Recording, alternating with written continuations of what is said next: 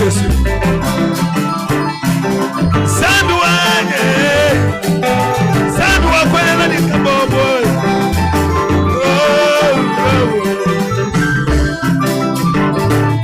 Bangabana malumipe, kani Yesu mungezelei.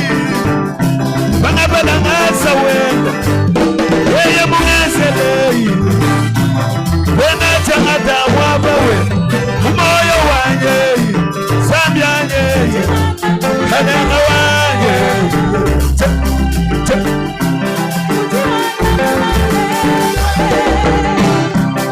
Sami nuwewe, sami wa makande, mama jimu mama wanye, sami wanye, shada ye, shada ye, wanzenu wanye wa makande.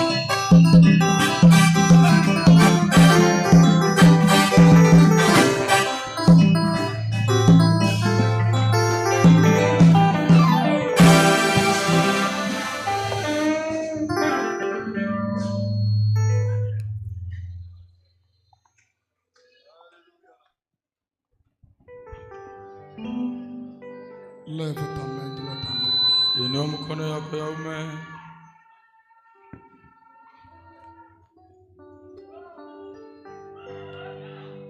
Tu es tout puissant.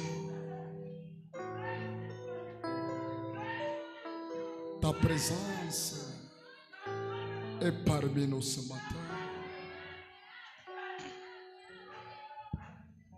Nous te louons, nous t'acclamons, nous te célébrons parce que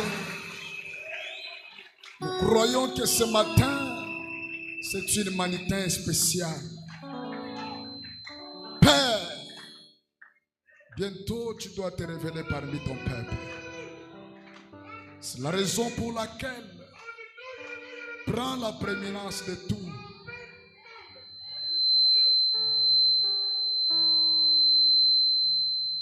Que tu nous parles à toi-même. Que le malade soit guéri. Que les moribonds reviennent sur la voie de ta parole. Merci. Merci pour ta présence qui est remarquable dans cette salle. Toi, le Dieu de William Branham, le Dieu d'Élisée Bopé, le Dieu d'Amen Tabernacle, le Dieu de Barutika Songo, le Dieu de Kulman. Merci. Oh my. Merci Seigneur.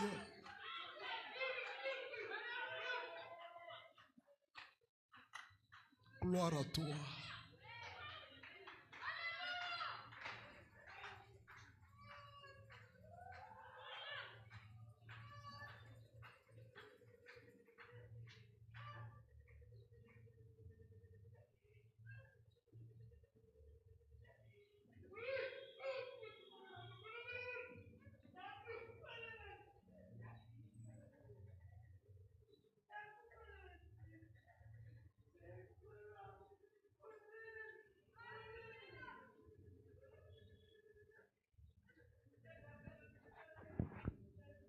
À toi la gloire, à toi l'honneur, dans le nom tout suffisant, le nom qui est au-dessus de tous les noms, le nom de Jésus-Christ.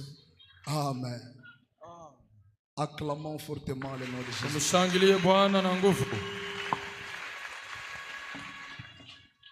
C'est très merveilleux d'être dans sa présence. Aujourd'hui, c'est le dernier jour. Leo ni siku ya mwisho. Si tu avais raté le mercredi, kama uliposa msiku ya kazi tatu, jeudi, mkazi nne, le vendredi, mkazi tano, tu peux t'attraper ce matin. Unaweza kupata leo. Merci beaucoup Papa Élisée. Asante sana Papa Élisée pour l'amour. Juu ya upendo. Est-ce qu'on peut acclamer pour le père de la maison? Eti tunaweza kumshangilia jua mzee.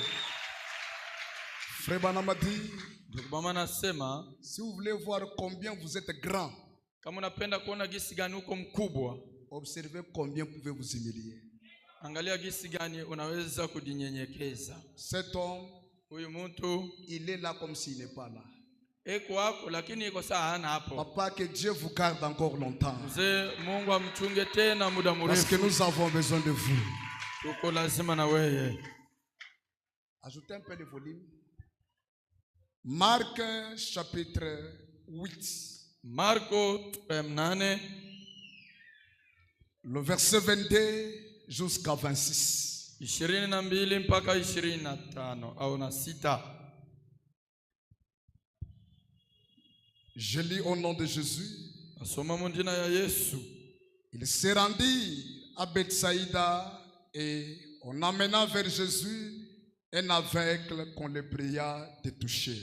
Bakaenda ku Bethsaida na kule bakaleta kipofu moja mwenye baliomba Yesu apate kumugusa. Il prit l'aveugle par la main et le conduisit hors du village. Puis il lui mit de la salive sur les yeux, lui imposa les mains et lui demanda s'il voyait quelque chose. Soulignez déjà. Muweke kitari pale. Akabamba ule kipofu mkononi na akatoka naye nje ya kijiji na akampaka mate pa macho na kumutilia mikono na akamuliza kama alikuwa anaona kitu moja. C'est la première fois où Jésus prie pour quelqu'un et il demande à la personne s'il est guéri ou pas. Ni mara ya kwanza yenyewe Yesu anaombea mtu na anamtilia mikono, anamuuliza sema kama anatunziwa au hapana. Vous allez comprendre ça trop tard. Mutaelewa ile kunyuma. Il regarda et dit, j'aperçois les hommes, mais j'en vois comme les arbres qui marchent. Akaangalia akasema, niko naona watu lakini wanafanana na miti yenye iko natembea. Verset 25. Jésus lui mit de nouveau le main sur les yeux, et quand l'aveugle regarda fixement, il fut guéri et vit tout distinctement. Yesu akamtilia mikono mara ya pili, na wakati huyu kipofu aliangalia bila kutosha macho, akaona byote munamuna ya kuachana achana. Gloire à Jésus. Gloire à Jésus. Alors Jésus les renvoya dans sa maison en disant, n'entre pas au village. Na Yesu akamutuma mnyumba yake na kusema ushiingie tena ndani ya kijiji. Que Dieu bénisse la lecture de sa parole.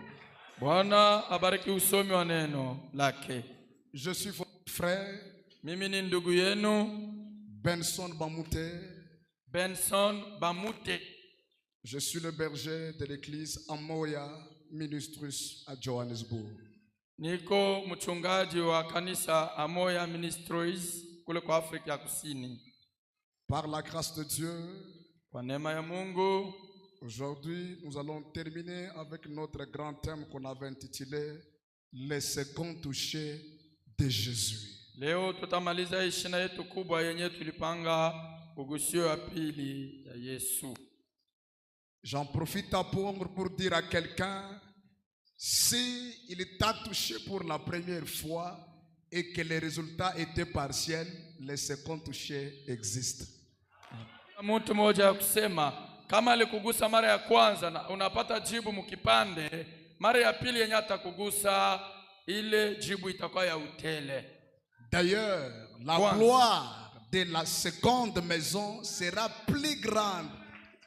Utukufu wa nyumba ya pili itakuwa kubwa kushindia utukufu wa nyumba ya mbele. Que Dieu soit loué. Mungu apewe sifa. Je vous avais montré que cet homme, il avait entendu parler de Jésus. Nilionyesha kusema huyu mtu kipofu alishikia banasema juu ya Yesu.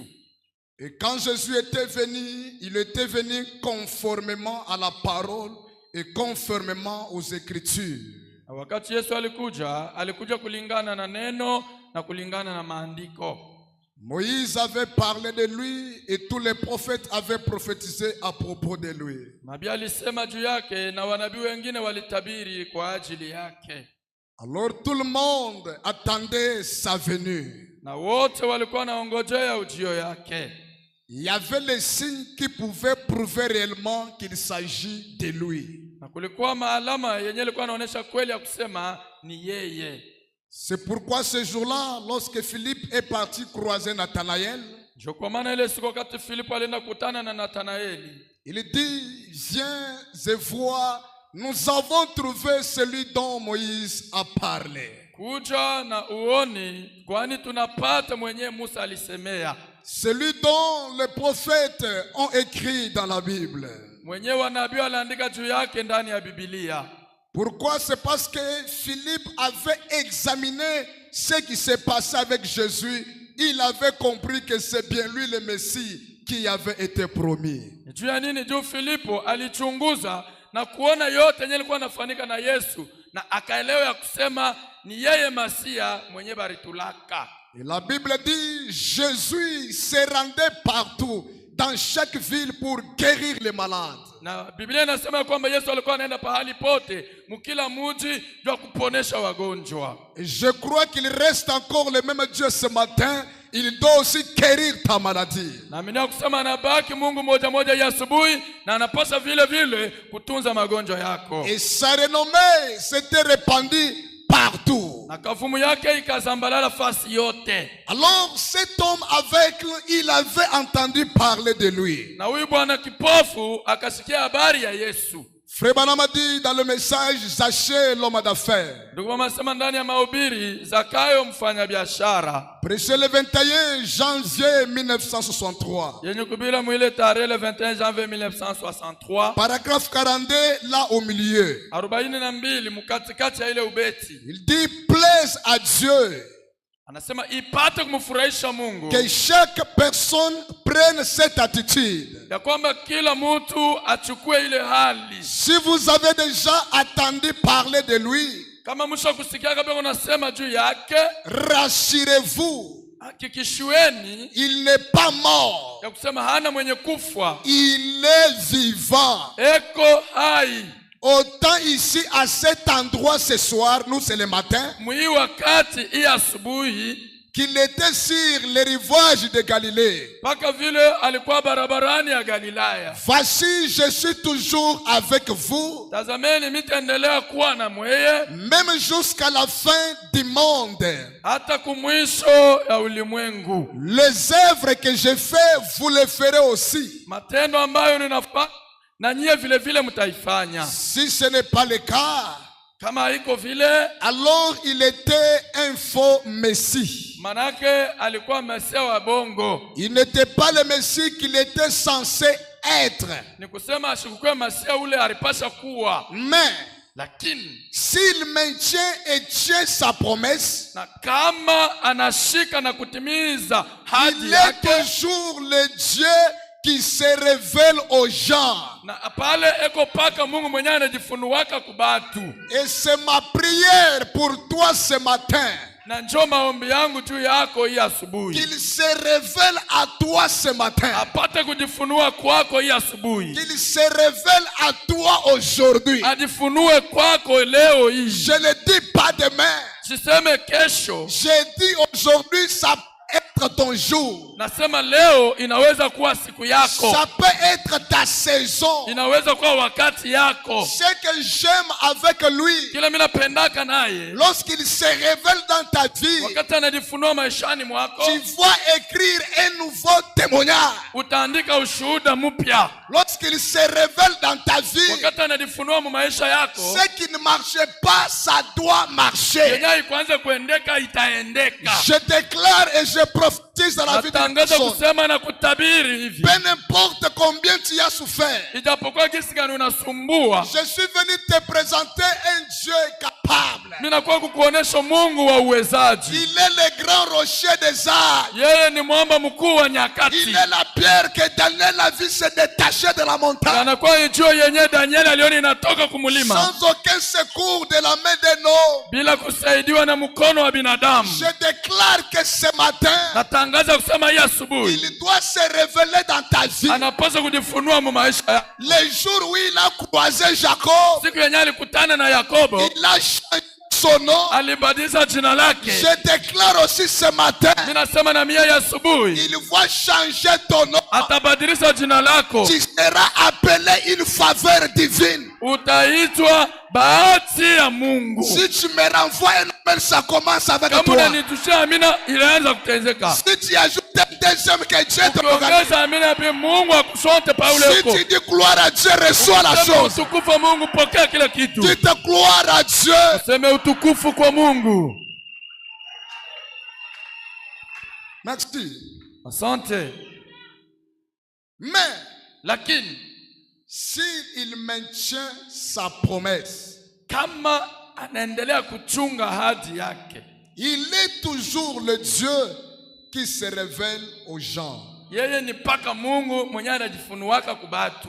Il est tenu de faire les mêmes choses qu'il avait faites. Anashurudishwa kutenda matendo moya moya ile alifanyaka. Rangez un peu le son, il y a trop de bruit là-dedans. C'est sa façon de faire les choses. Njo namna yake ya kutenda bitu. Il est tenu de faire les mêmes choses qu'il avait faites. Anashurudishwa kufanya bitu moya moya bila alifanyaka zamani. C'est-à-dire, si la fois passée, il avait guéri, même ce matin, il doit guérir encore. Ni kusema mara iliyopita kama alitunzanaka, ni kusema hii asubuhi anapaswa kutunza. Si la fois passée, il avait sauvé, même ce matin, il doit sauver encore. Hata kama zamani aliokoa, anapaswa tena ya asubuhi kuokoa. S'il a déjà consolé quelqu'un, ce matin, il a encore une consolation pour ta vie. Kama isha kumufikiaka anafaridi mtu, ni kusema hii asubuhi atakufaridi. Je suis venu parler à quelqu'un qui est abandonné et fatigué. Mimi nakuwa kuambia mtu moja mwenye kuzarauliwa na mwenye asha kuchoka. Je ne sais pas ce qui te complique ce matin. Mishiwe mambo ile unakuhangaisha ni nini Mais asubuhi. selon sa manière d'agir, Lakini kufuatana na namna yake ya kutenda, il reste Dieu anabaki Mungu dans tous les éléments qui le constituent. muile vyote vile vinamtunga yeye kuwa Mungu. Quand nous parlons des éléments qui constituent Dieu, Wakati tunasema juu ya vyombo vyenye kutunga Mungu, il est le Dieu d'amour. ni Mungu mwenye mapendo, Il est le Dieu de bonté. ni Mungu mwenye wema, Il est le Dieu de miséricorde. ni Mungu mwenye rehema. Ce matin qu'il se souvienne de toi. Hii asubuhi apate kukukumbuka. Je parle à qui? Niko naambia nani? Ce matin qu'il opère ton cas. Hii asubuhi amalize mambo yako. Je déclare au nom de Jésus, Natangaza kusema mjina ya Yesu, peu importe la situation dans laquelle tu te trouves. ijapokuwa shida ambapo unapatikana. Salomon dit Sulemani anasema, que ce qui est courbé asema yenye kukunjama ne peut se redresser. haiwezi kunyoloka. Mais ce matin, il y a ici plus que Salomon. Kuko hapa mwenye kushindia Sulemani. Il y a l'onction ici Kuko upako qui hapa peut faire redresser ce qui était courbé. yenye inaweza kunyolosha ile ilikuwa Si kukunjama. tu dis Amen, que ta vie se redresse. Useme amina, maisha yako Au ifanyike. nom de Jésus, Mjina ya Yesu, que tes affaires marchent. biashara yako itembee. Je parle à qui? Niko naambia nani? Je parle à qui? Niko naambia nani? Que ce qui était courbé Yenye ilikuwa yenye kukunjama se redresse au nom de Jésus. inyoloke mjina ya Yesu Si tu Kristo. me renvoies un amen prolongé, Kama mnanipatia amina ya nguvu, que le Dieu d'Élisée, Mungu wa Elisha qu'il prolonge ta vie sur la terre. ateme maisha yako pa Qu'il dunia, prolonge ta vie sur la terre. arefushe maisha yako pa dunia.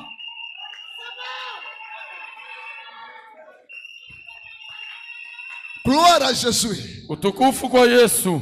Il reste toujours le même Dieu. Yanabakia paka ule Mungu wa Il zamani se révèle parmi ses enfants. mwenye anajifunuaka katikati ya batoto Ce yake. qu'il avait fait hier, Bila alifanya jana, c'est ce qu'il fait aujourd'hui. ndio bila anafanya tena leo. Est-ce que vous croyez cela? Eti munaamini ile? Cet homme aveugle, Ule mwana kipofu il avait entendu parler de lui. alisikia banasema juu yake Et Yesu, on lui avait amené na balimuleta afin de voir Jésus. juu apate kuona Yesu. À cette époque-là, Mwile wakati il Il était le même Dieu créateur. alikuwa paka ule Mungu moja moja muumbaji. Dites amen, je parle. Sema amina niseme. Mais après sa mort, Na kisha kufa kwake, la même semence a produit plusieurs semences. mbego moya ikaleta sasa mambego mingi. C'est-à-dire ce matin, Kusema hii tu asubuhi peux voir Jésus à travers ton frère. unaweza kuona Yesu kupitia ndugu yako. Tu peux voir Jésus à travers ta sœur. Unaweza kuona Yesu kupitia dada C'est pourquoi yako. pendant que je parle, Wakati niko nasema, tu n'as pas besoin que je t'impose les mains. hauna lazima nikutilie mikono. Regarde celui qui est autour de toi et soit déjà guéri. Angalia mwenye kwa pembeni yako na utunziwe.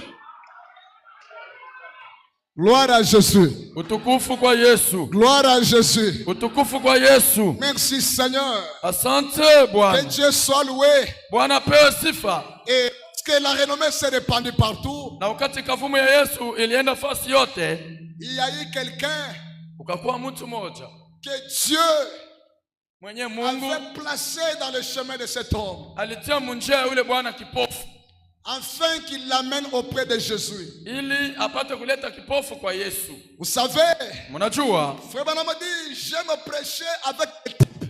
ndugu mama anasema mimi napendaga kuhubiri na mifano. L'Ancien Testament était l'ombre du Nouveau Testament. Agano la kale ilikuwa ni kimvuli ama mfano wa agano jipya. L'Ancien et le Nouveau, c'est l'ombre d'aujourd'hui. Agano la kale na agano jipya inakuwa ni mfano wa leo. Et je vous avais montré sur le plan du salut Na nilimionyesha kwa ile naangalia mapa ya que wokovu. l'homme qui avait tenu l'aveugle à la main, Ya kusema mtu mwenye alishika kipofu mkononi. c'était lui le messager. Yeye ndio alikuwa mjumbe. C'était lui qui connaissait Jésus. Ni ule alikuwa anajua Yesu. C'est pourquoi à ce temps de la fin, Ndio kwa maana mwi wakati ya magharibi, en dehors de ce message, tosha hii ujumbe, personne ne connaît Jésus. hakuna ule anamjua Yesu. Ah, je parle. Mseme amina mzuri niseme. Parce que William Branham, Ndio William Branham il est celui qui nous conduit plus près de ndio mwenyewe Jésus. anatuongoza karibu na Yesu. Il est le cavalier de l'Ouest. Yeye ndio mpanda farasi. C'est lui qui nous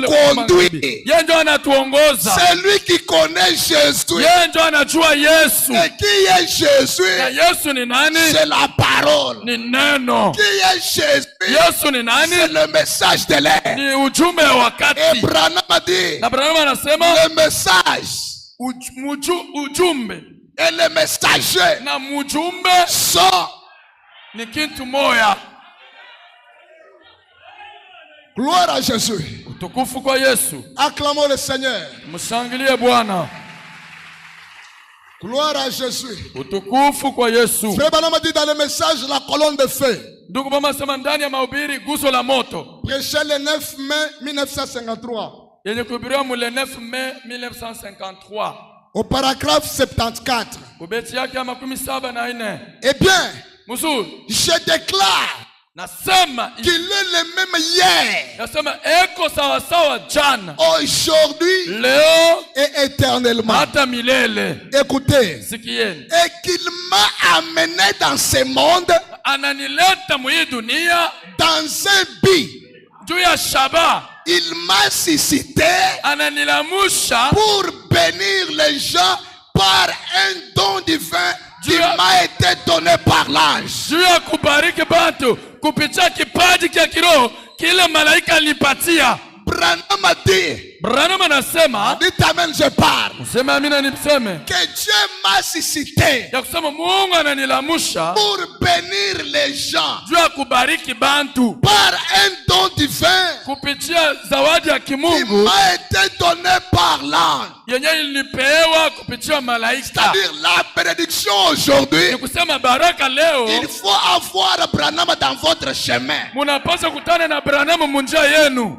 Est-ce que je parle aux éclons? Eti niko naonesha batoto antai. Je parle aux éclons. Eti niko naonesha mantai La hapa. bénédiction aujourd'hui. Leo hii jua baraka. Il faut croiser Branham dans ton chemin. Inabidi kukutana na Branham munjia yako. Parce que toute vraie bénédiction juu ile baraka ya byakweli yote cela vient de Dieu. inatokea kwa Mungu. Et aujourd'hui, Na leo moi et toi, nous étions perdus. wewe na mimi tulikuwa benye kupotea, Nous étions sans révélation. tulikuwa bila ufunuo, Nous étions des aveugles. tulikuwa bipofu. Dieu a envoyé Branham Mungu anatuma Branham avec la parole. na neno. Parce que quand la parole vient, Wakati neno inakuja elle vient toujours au prophète. inakuiaka kwa Et nabii, la parole, c'est la na lumière. neno ni nuru. Et à travers la parole, Kupitia neno on a la vue. ndio tunapata macho, On peut voir clair. ndio tunaanza kuona wazi. Il n'y a pas trois dieux. Kuna miungu tatu, Nous avons qu'un seul Dieu. kuna Mungu moja tu. On peut voir. Tunaweza kuona Le véritable baptême, ubatizo ya bya kweli c'est dans le nom de Jésus. mjina ya Yesu Kristo. Est-ce que quelqu'un est ici? Eti mtu weko hapa Il dit Dieu m'a suscité anasema Mungu ananilamusha pour bénir les gens juu ya kubariki bantu par un don divin qui m'a été donné par l'ange. kupitia zawadi ya kimungu yenyewe ilipewa kupitia malaika. C'est-à-dire la bénédiction aujourd'hui, Ni kusema baraka leo c'est avoir Branham dans les camps. ni kuwa na Branham mkambi yako. Ah, ça je vous dis vrai.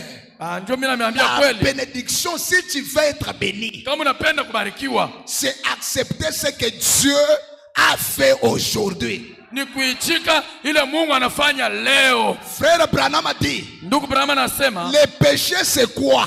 zambi ni nini? C'est lorsque vous voyez Dieu Zambi ni wakati unaona Mungu se manifester anaonekanishwa et vous refusez de le croire. na unakatala kumwamini. Ah, laissez-moi vous dire, Mwache nimeambie, la véritable expiation aujourd'hui, ondoleo vya zambi ya kweli c'est leo croire Dieu ni kuamini Mungu dans la chair humaine. mumwili wa binadamu, C'est croire Dieu ni kuamini Mungu dans sa forme d'aujourd'hui. hali yake ya leo.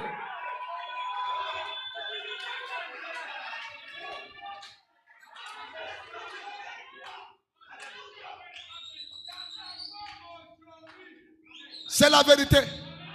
Ni ukweli, C'est la vérité. ni ukweli, C'est la vérité. ni kweli, C'est d'accepter ni kuitika ce que Dieu byenye Mungu a fait aujourd'hui. anafanya leo. Dites amen bien. Museme amina mzuri, Dites alléluia. museme haleluya. C'est la raison pour laquelle Ndio sababu ne yenyewe soyez pas choqués. mushikwazike Quand on dit frère Branham a dit, wakati tunasema ndugu Branham anasema il hivi. y a beaucoup de gens qui me font regretter. Kuko batu bamingi benye bana nishangaisha, Ils aiment qu'on parle de Moïse. banapendaga batu babambie juu ya Musa, Ils aiment qu'on parle de Paul. banapenda tuseme juu ya Mais Paulo, quand on arrive à Branham, lakini tukifika ku Branham, oh non, vous voyez, oh munaona, non frère, écoutez, oh bandugu mushikie, à ce qui concerne le plan de salut aujourd'hui, jua ile naangalia mapo ya wokovu le leo, ministère de Branham est là-dedans. na mambo ya Branham iko mule ndani. Parce que Moïse Juu Musa était la parole pour son jour. alikuwa neno juu ya wakati yake. Dites amen bien. Sema amina mzuri. Noé Nubu était la parole pour son jour. alikuwaga neno juu ya wakati Et yake. laissez-moi vous dire, Na mwacha nimeambia, William Branham, William Branham il est la parole pour...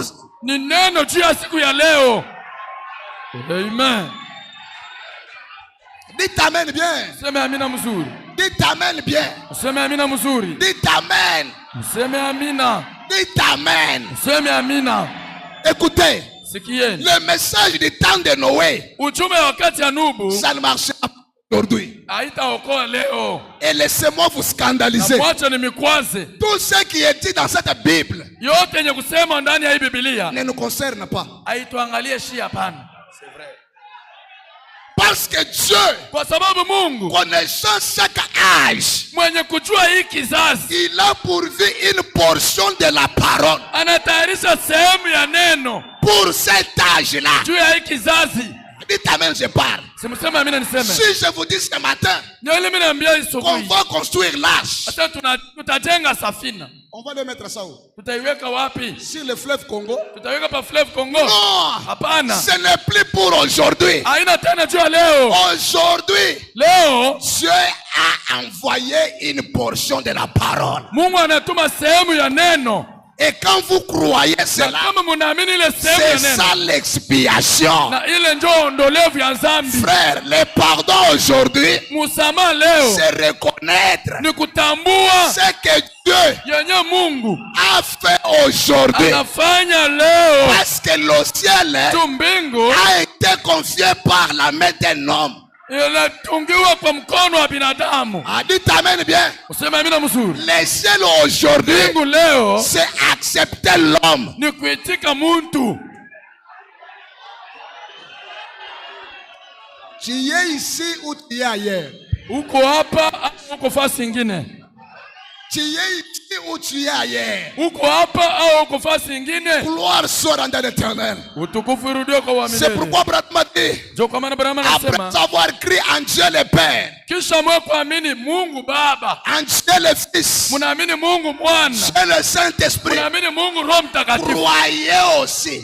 muniaminie na miye, Croyez aussi. muniamini na miye. Frère, ce que je vous parle, Hii ndio inanionyesha c'est ce qui donne la foi de l'enlèvement. ndio ile kunapatiana imani ya unyakuliwo. Ce que je vous parle, Hivi namiambia c'est ce qui peut faire que ta situation change. ndio ile inaweza kufanya mambo yako yanabadilika. Ce que je vous parle, Hii ndio namiambia c'est ce qui va changer la situation dans quelques minutes. ndio yenyewe inaweza kubadilisha mambo adira Dites yote. gloire à Dieu. Wa kuamini utusema utukufu kwa Mungu.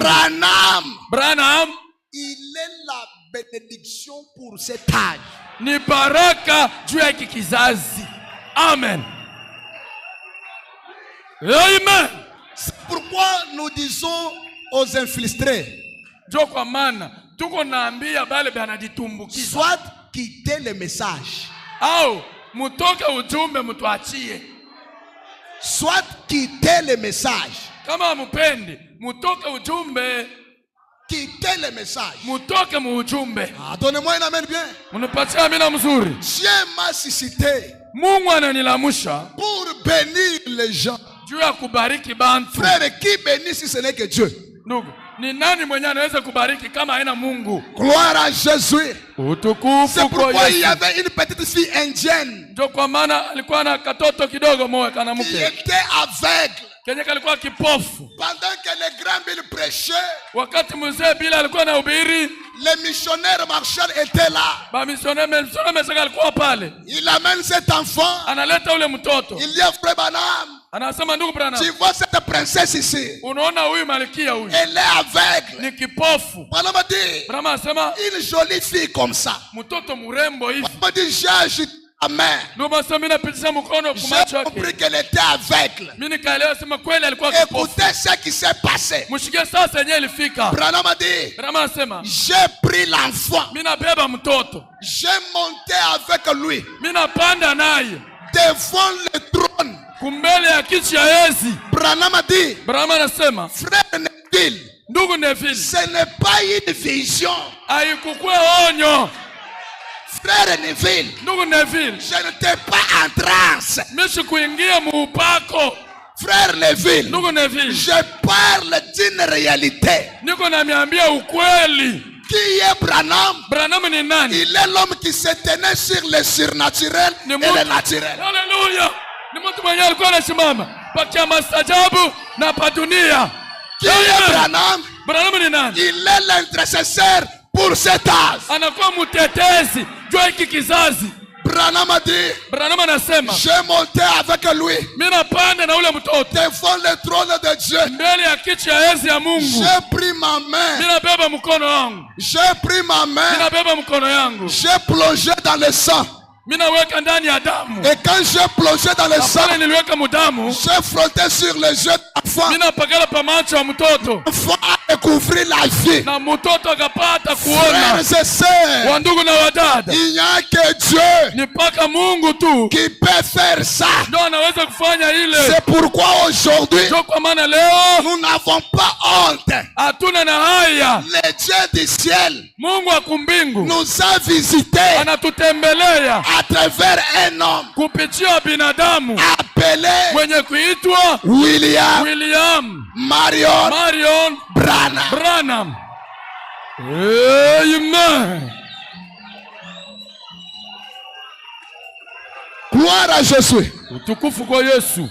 Gloire à Jésus. Utukufu kwa Yesu. Un jour, Siku moja, pendant qu'il parlait de l'histoire de l'ange, wakati alikuwa anasema mambo ya hadithi ya malaika wa Bwana, j'ai croisé l'ange mimi kutana na malaika depuis ma naissance. tangu kubutoto yangu. J'ai croisé l'ange Nilikutana na malaika depuis le jour où je suis venu. tangu siku yenyewe nilikuya. Il y avait un ancien combattant. Kulikuwa ancien combattant moya. Il dit à Frère Branham, Asema ndugu Branham, tu y as exagéré. yako binapita. Est-ce que tu veux dire Unataka kusema ya kwamba que ton ange là ule malaika wako ule est ici avec toi? eko hapa na weye? Branham lui regarde. Branham Il anamwangalia. dit, pourquoi tu me poses la Asema question? John, unaniuliza vile? D'ailleurs, Kwanza, je vois que tu as un problème avec ton œil gauche. mimi naona uko na mambo kulicho yako ya shoto. Il y a de cela une semaine, Kunakuwa wiki moja tu étais dans un cabinet médical avec un ulikuwa docteur. mchumba moja munganga. Ça fait plusieurs années Kunakuwa miaka mingi que le docteur a commencé à te traiter, c'est ile ça. munganga acha kwanza kukutunza ile magonjwa. D'ailleurs, avant que tu viennes ici, Kwanza mbele wewe kuja hapa, ta mère t'avait parlé. mama yako alisumbuliwa na Si wewe. tu croises Branham, Mwambie sasa ukutane na Branham. parle-lui de ma situation. Mwambie mambo ya mkulu yangu. Qui est Branham? Branham ni nani? C'est Ni l'intercesseur. mtetezi. Si tu croises Branham, Kama unakutana na Branham, parle-lui de ma situation. umuoneshe juu ya mkulu yangu. Ainsi dit le Seigneur. Na hivi Bwana anasema, Ton œil est guéri richo yako inapona et ta mère, na mama yako kule eko naye anapona. Dieu m'a suscité Mungu ananilamusha pour bénir les juu ya gens kubariki bantu par un don divin kupitia zawadi ya kimungu qui m'a été donné par l'ange. yenye nilipewa kupatia malaika. On y voit lentement, lentement. Wawe tuko nene na kupanda. On y voit lentement, lentement. On part lentement, lentement. Tuko nena pole pole pole pole. Ce matin, Ya asubuhi. nous sommes dans Amen Airways. Leo tuko mu Amina Airways. Bientôt là, on va décoller. Mwakati kidogo tutapanda Et on va atterrir. na tutashuka. Si toi tu veux rester, c'est ton problème. Kama unapenda kubakia, bakia. C'est pourquoi surveiller. Ndio kwa maana chunguza mazingira.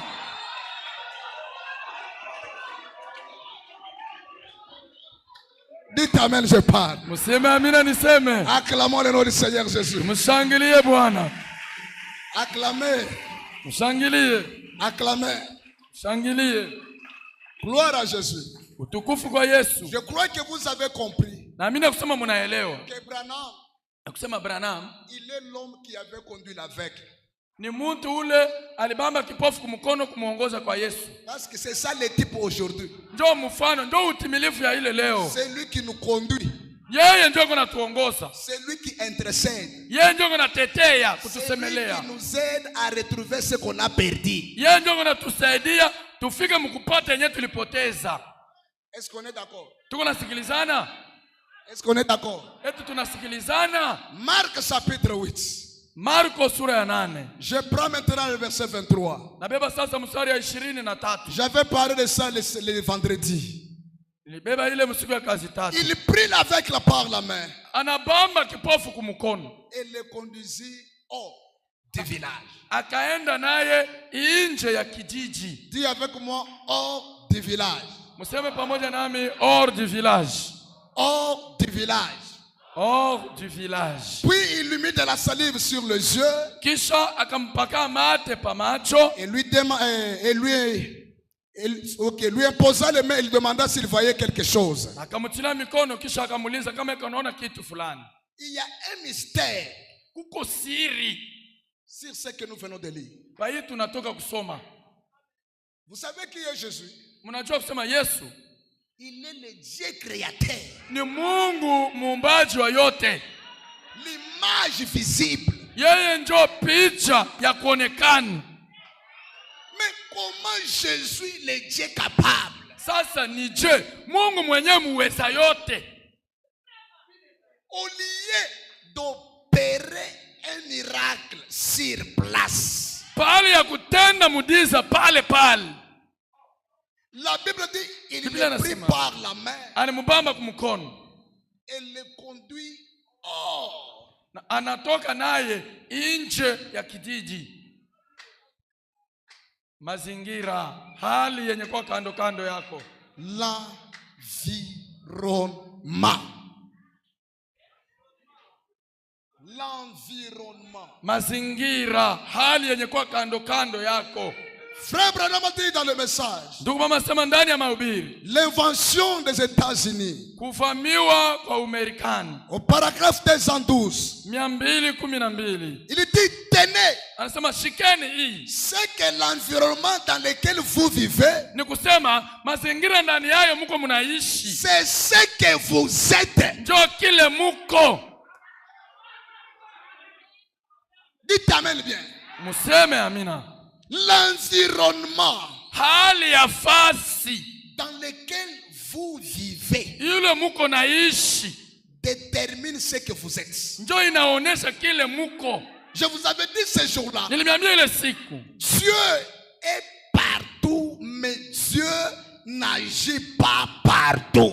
kweli Mungu ako fasi yote, lakini Mungu asitendake fasi yote.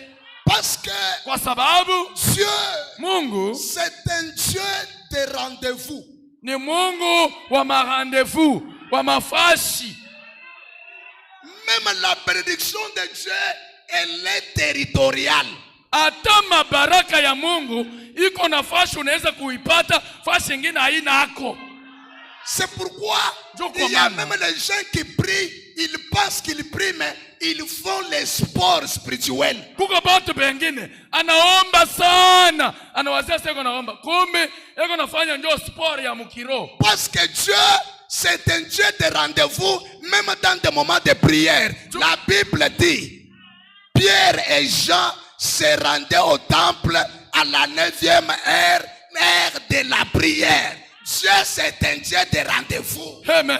Mungu tu ni Mungu wa marandevous. Hata wakati ya maombi, Biblia inasema Yohane na Petro balikuwa anaenda kuhekalu kuomba musaa 9 saa ya maombi. Mungu ni wa marandevous. Dites amen, bien je parle. Sema amina niseme. Oh non, vous voyez, moi je prie. Oh mnaona mimi naombaga Je sana. prie à 8 heures. Mimi naombaga mu 8 Je heures. prie à 10 heures. Mimi naombaga mu Tu 10 n'as heures. jamais prié, tu fais le gospel spirituel. Awia ombaka, uko nafanya ni makelele ya kiroho.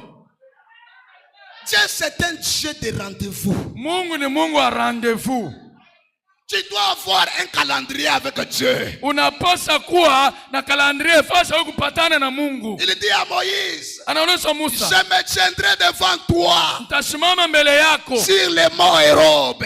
pale pa mulima ya Est-ce Horebu. que quelqu'un est ici? Eti kuko mtu hapa? L'environnement Mahali ya fasi peut te bloquer. inaweza kukufunga. L'environnement Hali ya fasi peut t'empêcher d'avoir la gloire de Dieu. inaweza kukuzuia juu wewe kupata kuona utukufu wa Mungu. Gloire à Jésus. Utukufu kwa C'est Yesu. pourquoi Jésus Ndio kwa maana Yesu n'a pas pu opérer miracle là. asikuweze kutenda muujiza pale ndani ya ile kijiji. Il est sorti avec lui. Ndio alitoka mbele na ule kipofu. Dites amen, je parle. Mseme amina niseme. Vous allez constater au temps d'Abraham. Mtavumbula kusema wakati ya Ibrahimu. Dans Genèse 12, Ndani ya Mwanzo 12. Dieu dit à Mungu Abraham, anaonesha Ibrahimu, sors de ton pays, so toka muinchi yako, de ta patrie, muinchi yako, de la maison de ton père. munyumba ya baba yako, Va dans les pays wende muinchi où moi-même je te montrerai. ile mi peke nitakuonesha. C'est là Ni kule que je te bénirai. ndio kule mi nitakubariki. Amen, tabernacle. Amina maskani. Aussi longtemps Muwakati yote Abraham était dans la maison de son père. yenye Abraham S'il alikuwa, priait comment, il n'allait pas être béni. muwakati yote Abraham alikuwa anabakia munyumba ya baba yake, hata kama aliomba je asingebarikiwa. C'est-à-dire, Ni kusema, même s'il gênait hata kama alikuwa anafunga chakula pour ce qui est de la bénédiction, juu ya baraka, il n'allait pas avoir. asikupasi kuipata. Pourquoi Dieu lui dit de quitter? Jua nini Mungu alimwambia atoke? Dieu avait compris. Mungu alielewa Tant que Abraham est ici, kama Abrahamu anabakia huku haifasi, je ne saurais rien faire. mimi sitaweza kufanya kitu. La bénédiction d'Abraham était liée Baraka ya Ibrahimu ilikuwa yenye kufungwa Sors le village. Toka mukijiji. Sors le village. Toka mukijiji. La plus grave erreur qu'Abraham a fait. Kosa kabambi yenye Ibrahimu alifanyaka. Dieu l'appelle seul. Mungu anamuita yeye peke. Au lieu de partir seul, Pali yeye kwenda peke, il prend l'autre anabeba qui Loti n'était pas dans la commission, mwenye hakukuwa muwito ya qui Mungu, n'était pas dans son destin. mwenye asikukuwe mu matayarisho ya Mungu. Il lance aussi avec lui. Anatoka naye. Observez comment Abraham a souffert. Mwangalie gisi gani Ibrahimu alisumbua À cause de la présence de l'autre dans sa vie. juu tu ya wepo ya Loti mu maisha yake. Dites amen, je parle. Seme amina niseme. Abraham a eu des problèmes graves et des troubles. Abrahamu alipata magumu na matatizo. Il s'est trouvé en train de faire la guerre qu'il n'allait même pas penser faire à cause de Lot. Akajikuta yeko napigana vita kule yenye asikupasha hata kufanya. Juu ya nini? Juu tu ya Loti. Ce matin, Hii asubuhi apprenez à vivre seul pour obtenir ton objectif. unapaswa kujua kuishi mbele wewe peke, jua kufika kukifukuzio yako. Tu dois d'abord sortir du village pour voir la main de Dieu. Unapaswa kutoka ndani ya kijiji jua kuona mkono wa Mungu. Je vais actualiser la chose. Mimi nataka kuirudisha jipya. Toi, tu as déjà écrit le message. Wewe ushakuamini ujumbe. Zoluyabakishi uchujuji la chini. Uingari na kuria ile bankuku ile bana wako Tu es kijiji yenu. encore dans le village. Uingali mubisela ya kabila yenu. Tu ne sauras pas voir la main de Dieu. Kama uko mule hautaweza kuona mkono wa Mungu. Jésus ne saura pas te toucher. Yesu hataweza kukugusa. Tu as encore les anciennes traditions. Uingali na ile madesuri. Pendant tu es chrétien, Wewe kipande huko un Mkristo. moment tu ne l'es plus. Mu wakati moja hauna tena Tu Mkristo. es encore dans le village. Uingali kukijiji yenu. Si tu veux voir la main de Kama Dieu, unapenda kuona mkono wa Mungu, sors du village. toka mkijiji. Dis à ton ami, sors du village. Ambia rafiki yako toka mkijiji. Sors du village. Toka kijijini. Toi, tu as déjà la parole. Wewe ushakuwa na neno. Comment toujours des positions? Ni je, uko na msimamio mbili? On ne sait pas comment te distinguer. Atujue tunaweza kukuachanisha je? Parmi les païens, tu es comme un païen. Katikati ya wapagani uko sawa mpagani. Parmi les chrétiens, tu es comme un chrétien. Katikati ya Wakristo uko sawa Mkristo. Et puis dans cet état-là, Na mwile hali tu veux que Jésus te touche. unapenda Yesu akuguse. Il ne te touchera pas. Ashita kugusa. Sors du village. Toka mbele ule mwingine. Jésus est la parole. Yesu ni C'est neno. la parole qui nous conduit. Ni neno ndio inatuongoza. Il prend l'aveugle par la main. Il prend l'aveugle par la main. Anapamba kipofu kumkono Et il le conduit hors du village. na anamtosha mkijiji. Ce matin, je te présente la parole. Hii asubuhi mimi nakuonesha Et la neno. parole de Dieu exige une séparation totale avec le monde. Neno la Mungu inashurudishwa ile utenganisho wa utele na kidunia. Tu veux voir la main de Dieu. Unapenda kuona mkono wa Mungu. Où tu joues l'eau jusqu'à ce matin. Uingale na lokana weye paka leo. Na shukuru mu disambile. Chiboni wale muhomu ujinao. Hata vile unakuwa mkanisa hii asubuhi, wewe unayosema ndani yako buloshi buko amo. Et puis muhomu wino ujua nao wa mafi. Na buloshi wenyewe uko nao wabongo tu. Kukwata via bana babenda. Unabamba maisha ya batoto abenyewe. Kwenda bana babenda bishotu. Unatupia batoto abenyewe mikoshi. Muchochika kuna sema muhomu wa ufuka makuta. Kama ulikuwa tena buloshi bwa bien wakupachana hata franga. Ushansha kuna sifi wa famille. Unabadilisha hata hali ya jamaa yenu. We muhomu mwalukinu. Wewe buloshi wako ni bwa bubumbafu. Wakwenda kunyangilana mabaka benda. Ndio kukaribisha mabukweli ya benyewe. Puis tu viens ici. Kisha unakuja hapa. Oh, il demeure. Oh, ili demeure. Il demeure où? Eko na demere wapi? Il est où? Eko wapi? Hey. Na nani mwenyewe? Ujumva mahali bibi? Nabisikia mbaya njoo.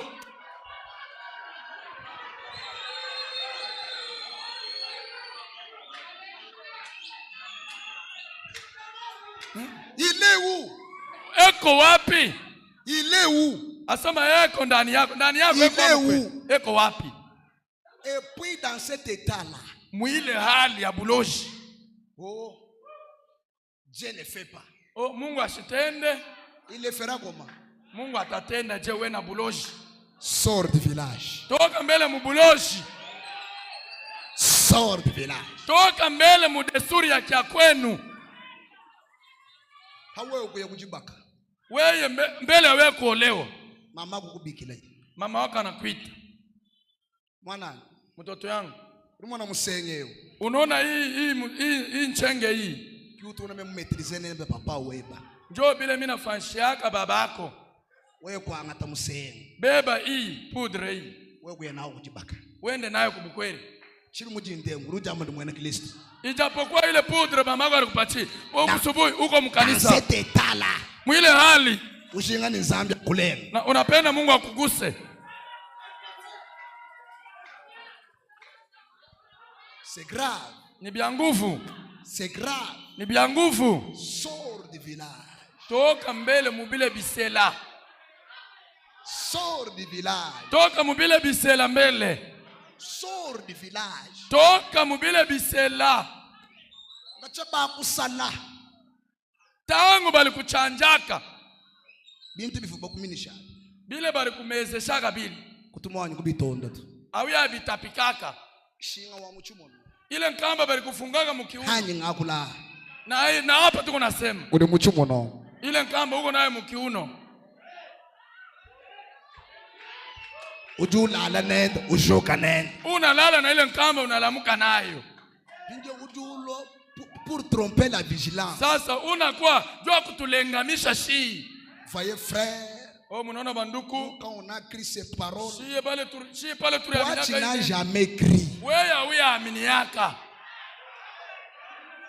Pourquoi tu dis Uriamini siku gani? Tu as écrit quand? Uriamini wapi siku gani? Un coureur de jupons. Wewe msherati wa kufuata banamuke. Il y a un Dieu qui te voit. Kuko Mungu mwenyeko na kuona. Sors du village. Toka mubile bisela. Oh Dieu ne fait pas. Oh Mungu asitende mwi kanisa. Mijimu yankaye na ye. Oh biashara makazi yangu haitembee mzuri. Afubaka ko wisha mai butu kwa chance. Pale bari kuna wishaka mai busiku. Pastor ufuko. Pastor alikuyaga hapo.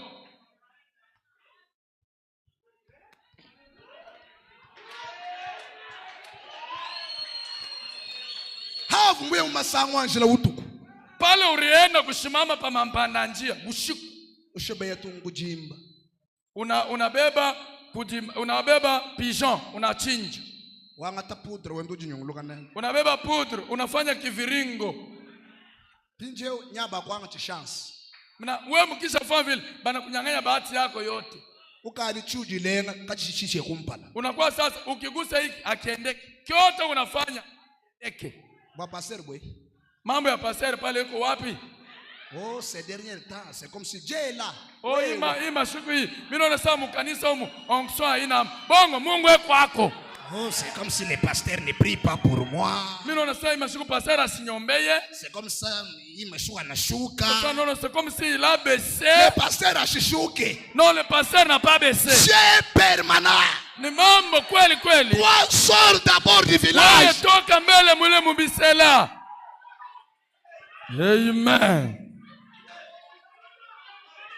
Sors du village. Toka mubile bisela. Tu es témoin de la vie que tu es en train de mener. Wewe mwenyewe unajua maisha yako kuna. Le péché d'une seule personne Zambi ya mtu moja peut bloquer l'avancement de l'église. inaweza kufunga maendeleo ya kanisa. Peut-être ce matin. Mara nyingine ya asubuhi. Tu peux être une pierre d'achoppement pour cette église. Unaweza kuwa juu ya kikwazo juu ya mtu mwingine pembeni yako. Sors du village. Toka mbele mwile bisela. Sors du village. Anza hapo mbele na kutoka mkile kijiji. Ne faites pas comme Abraham. Oh, unasema usifanye sawa vile Abraham Il alifanya. sort. Anatoka mbele. Il a encore Lot. Anabakia na Lot. Ukadi mujija nsambi. Wewe ushakuingia mneno la Il Mungu. y a encore des péchés chéris que tu aimes. Kuingali baba toto basheri bale unapenda. Les péchés intimes. Ile mazambi ile unapenda sana. Tu gardes ça. Unaichunga muroho. Comment tu sauras avancer? Sasa utaendelea je? Sépare-toi. Tengana na bile bintu. L'or et l'argent appartiennent à l'Éternel. Dhahabu na alimasi ni ya wa milele. Le Dieu de Branham, il a des banques même dans l'eau. Mungu wa Branham eko na mabanki hata ndani ya maji. Ah, je vous dis frère. Namiambia ukweli. Je vous dis frère. Namiambia kweli. Il a des banques même dans l'eau. Eko na mabanki hata ndani ya bahari. Mais regarde-toi. Est-ce que Jésus a l'accès? Ujangalie mbele fasi huko. Eti Yesu anaweza kufika pale huko? Toi tu es déjà dans la parole. Wewe ushakuingia munene. Ta manière de parler. Namna yako ya kusema. Hapana. Si vous voulez savoir qui est celui qui occupe le trône de votre cœur. Kama unapenda kujua ni nani anakutawala muroho yako. Observez votre manière de faire les choses. Angalia namna yako ya kutenda. Bintu bila uko nafanya. C'est le seul simple examen. Ndio examen ya teketeke sana kwa kila mtu. Observe ta vie. Wewe mwenyewe angalia maisha yako par rapport à la parole. Kulingana na neno la Mungu. Oh non, nazotutuka. Même le diable peut tutuka. Oh, niko nachemuka, hata shetani anaweza kuchemuka. Frère Branham a dit. Ndugu Branham anasema, observez le Saint-Esprit, muangalie Roho Mtakatifu en action, pas en démonstration. Mumatendo aina mukuonekanisha. Ce que le Saint-Esprit produit comme vie dans ta vie. Kile Roho Mtakatifu anatoa maisha ndani ya maisha yako. Parce que toutes ces choses ici, le diable les fait. Hivi vingine vyote hivi shetani anabifanyaka. Prophétiser, le diable prophétise. Kutabiri, shetani naye anatabiriaka. Les miracles, il les fait. Miujiza shetani anaifanyaka. Mais il ne peut pas vivre une vie vaincue de la parole. Lakini asiwezi kuishi maisha ya usawa ya neno. Observe ta vie. Tazama, chunguza maisha yako par rapport à la parole. Uilinganishe kuneno. Comment toi tu es chrétien? Je, wewe mwenye kujiita Mkristo? Frère Elohim. Ndugu Elohim. Melchisedek. Il ne paye même pas la dîme. Chekumi asilipaki. Donc, tu es dangereux. Tu es un bandit. Nikusema. Tu dépasses même les voleurs. Parce que les voleurs, ils font face avec des hommes. Mais wewe,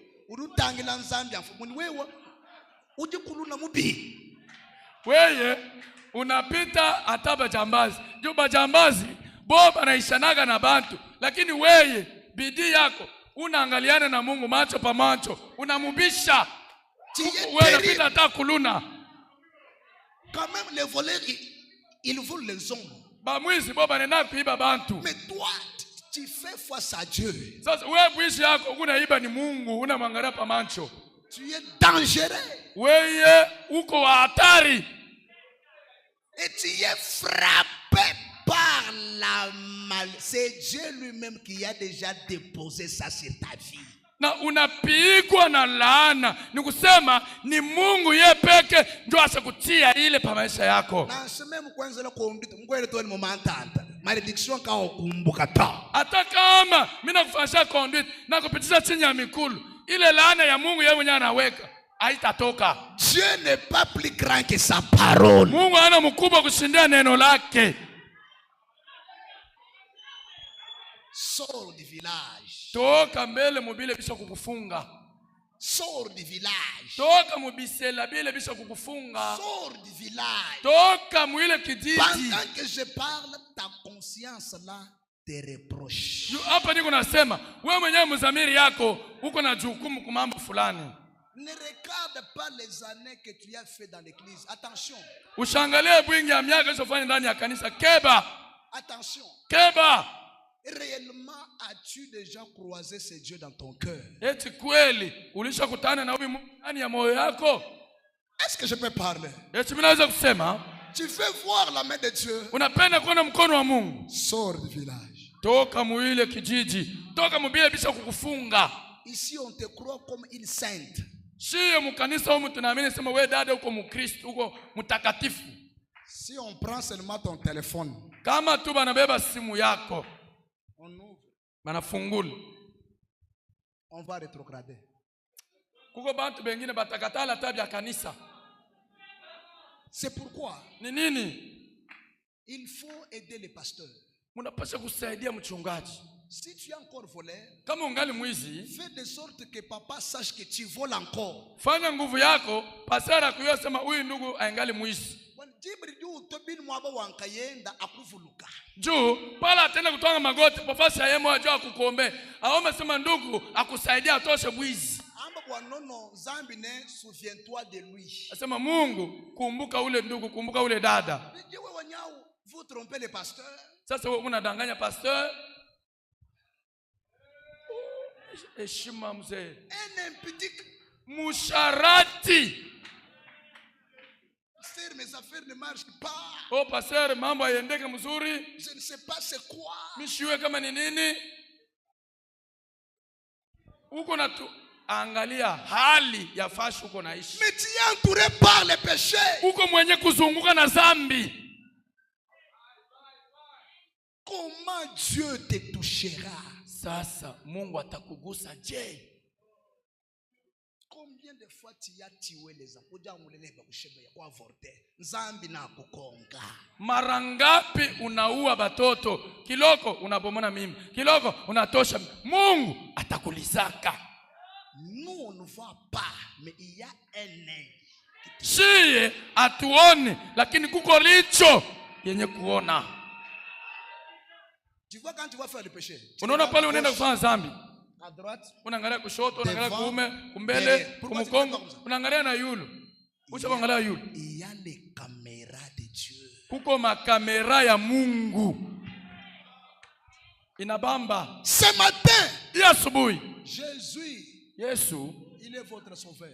ni mwokozi wako. Il est votre avocat. Yeye ni mtetezi wako. Mais si tu échappes, lakini kama unaenda mbio na kimbuka, unakatala kukiri, ce jour-là, ile siku, il sera ton juge. Atakuwa muamuzi wako. Qui peut comparaître devant le tribunal de Dieu et avoir raison? Ni nani mwenye anaweza kusamba kule kubaraza ya Mungu na anapata sheria? Si tu es dans le village, l'occasion t'est donnée ce matin. Kama wingali mukijiji ni kusema uko mumanzambi zambi fulani za kufunga, bahati yo iba nakupatia hii asubuhi. Les vieilles habitudes. Ile bisela bya zamani, matabia mbaya.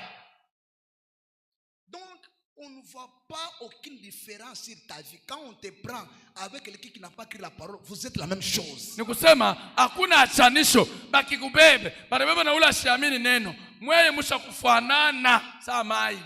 Ici nous te connaissons dans un autre nom.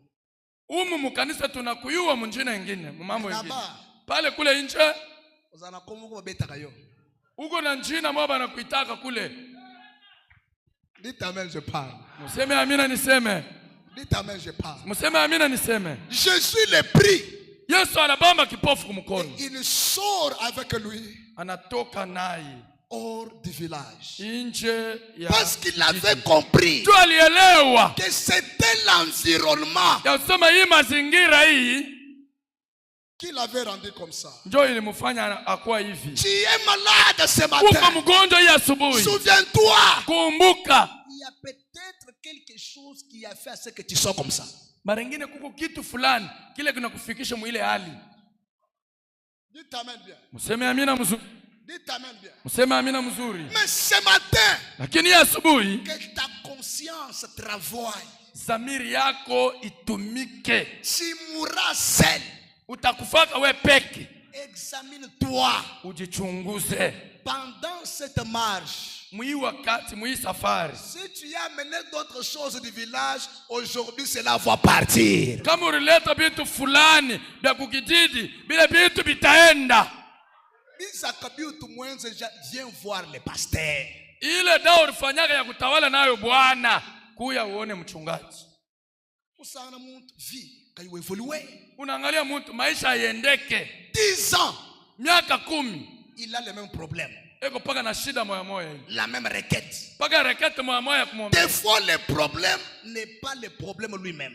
Mambo mara nyingine mambo ile uko nayo haina njoo mambo. C'est pourquoi il faut apprendre à traiter les problèmes à la source. Ndio kwa maana tunapaswa kuanzia mbele kumisingi. Hii mambo hii inakufikia. Bilianzia je? Bilitokea wapi?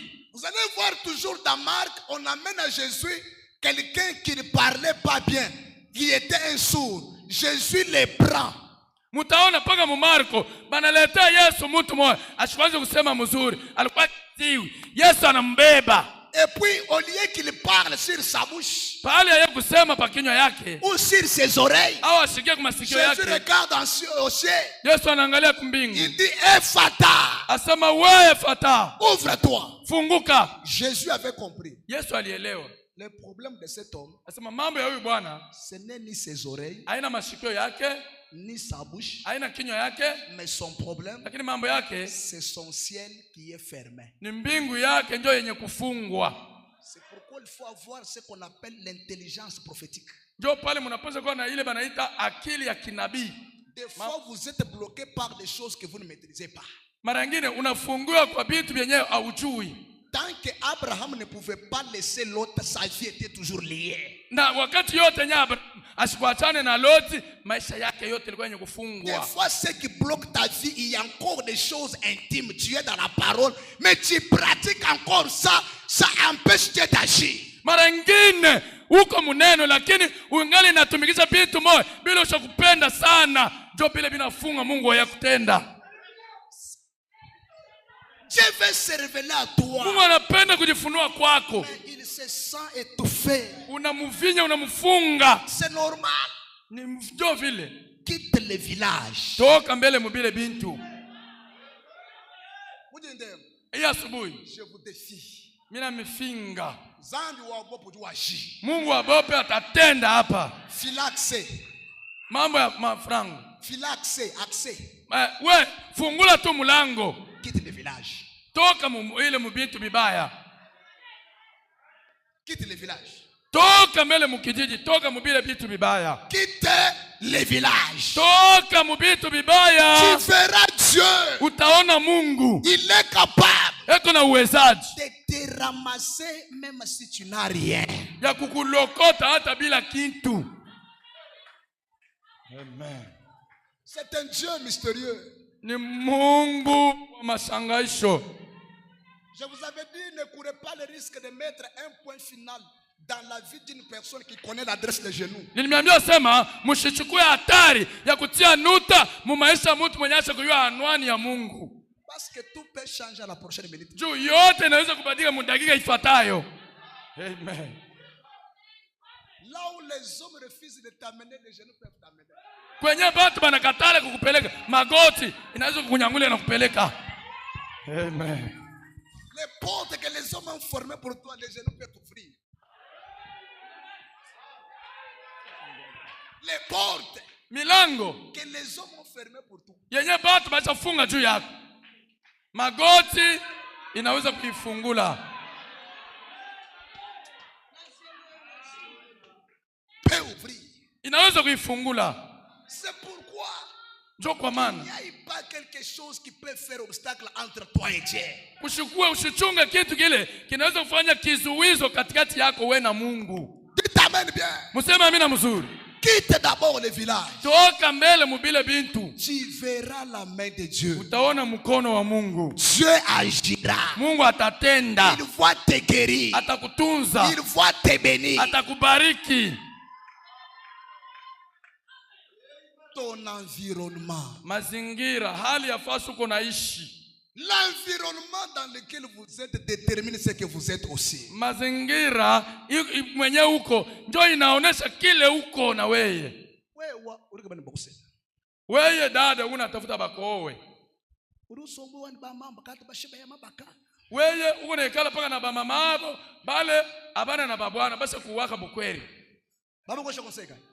Batakupatia mashauri kani? Ça entre, ça passe. Mungu nabishikia au mubishikie. Urusomo ni bantu bakari batuma bashebeya. Wewe unekala na bale bari kwa mabukweli, banakatala bukweli banapenda kujikaria. Tuboroga ba kwa influencer. Ba kwa influencer. Ndio pale beko na kuambukiza sasa. T'amène je pas. Useme amina niseme. Montre-moi qui tu fréquentes, je te dirai qui tu es. Ile fasi unaonyeshe ule unatembelea, mimi nitakuonesha kile uko. Urusombo ni band vision ijamu ya shima. Unekala ile mambo paka ya kushimangana. Mambo ni paka ya bukari.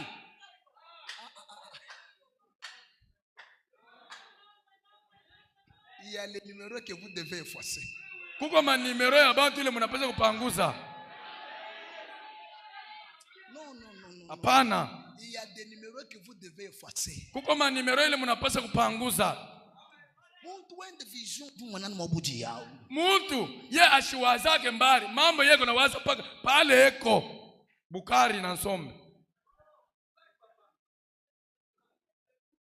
Celui qui fréquente les sages deviendra sage. Ule kuna tembelea watu wa hekima, yeye naye atakuwa mwenye hekima. C'est la loi de la fréquentation. Ile ndio sheria ya urafiki. Qui t'accompagne? Ule kuna kusindikiza ni nani? Ule mnatembeaga naye. Anawazaga biaje? Change l'environnement. Badirisha mazingira, badilisha fashi yawe kuikala. Change l'environnement. Badirisha fashi uko na ikala. Je vous avais dit, Dieu nous impose les frères dans la famille. Nimeambia sema Mungu anatupatia bandugu ba mafamii kwa nguvu yake yeye mwenyewe. Mais pas les amis. Lakini barafiki Mungu ashituwekea hapo nguvu. Frère, si tu as un bon environnement, ça peut changer ta vie. Ndugu, kama una barafiki bazuri, maisha yako inaweza kubadilika. Écoutez. Sikia. Saulo, il croise le prophète Samuel. Anakutana na nabii Samueli. Il pose l'onction sur lui. Anamtilia upako. Il dit, dès que tu me quittes, anasema kama unaachana na mimi, tu trouveras un troupe de prophètes devant toi. Utakutana na kundi ya manabii mbele yako. L'esprit de l'Éternel te saisira aussi. Na roho ya wa milele itakubamba na weye. Et tu prophétiseras avec eux. Na utatabiri pamoja nabo. Et la Bible dit, na Biblia inasema, lorsque Saül arriva, na Saulo alifika, il a commencé à prophétiser, na akaanza kutabiri les choses correctes. Vitu vya kweli. Wewe udusoma di bantu bakadi bima nshanzambi bangenda bantombo vi bantu bakadi bambule chinshi chanzambi tangile mwakukale bobo hatuka. Wewe unatembea na bantu benye basa kutupaka Mungu, bantu bachambazi basa kudikokotega bobe benye kasirani ya Mungu. Angalia kule banafikia, achane na bale bantu. Bakule bibi bia bene mudimu banzambi to leluma etala bakaji mafwa. Éloigne-les de tes côtés. Tangu baraanza kusema bibaya bya batumisha Mungu, banasema njoo bambo yabo inakufa itembete. Achane na bale bantu. Que Dieu place dans ton chemin. Mungu aweke munjia yako. C'est là qui peuvent booster ta vie. Bale banaweza kusukuma maisha yako yende mbele. Que Dieu place dans ta vie. Mungu aweke maisha yako. C'est là qui peuvent te faciliter. Bale banaweza kukusaidia.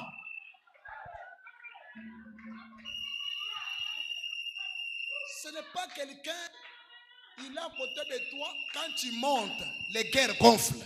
Aina mtu mwenyeko pembeni yako. Kama Mungu anakubariki, unaonea hapo na wewe. Yeye roho inamvimba. Mwana muhongo. Ni mulozi.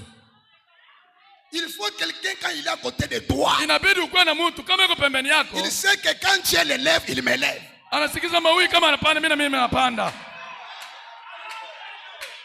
Sa bénédiction, c'est ma bénédiction. Baraka yangu ni baraka yake. Quand il monte, je monte avec lui. Kama anapanda, mitapanda naye. L'environnement. Oh, mazingira. Ce matin, il faut trier. Hiyo asubuhi unapaswa kulalamika.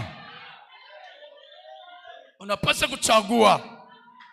Il y a les gens que vous devez dire au revoir. Huko bantu benye unapaswa kuonesha wawawe.